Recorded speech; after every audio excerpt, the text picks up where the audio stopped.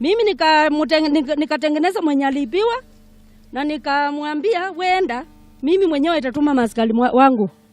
Sasa mimi nimefanya kazi yangu na naona imefanikiwa. Sasa mimi mwenyewe najua vile itamfanyia. Nilitumiwa hizi mzigo kutoka Sindo. Nikaziweka pale kwa Lamu, nikaenda kuona mgonjwa niko naye pale Nyanja. Kurudi nikapata mzigo hakuna. Nikatangazia watu hapo, nani amechukua mzigo wangu? Mwenye amechukua mzigo wangu arudishe.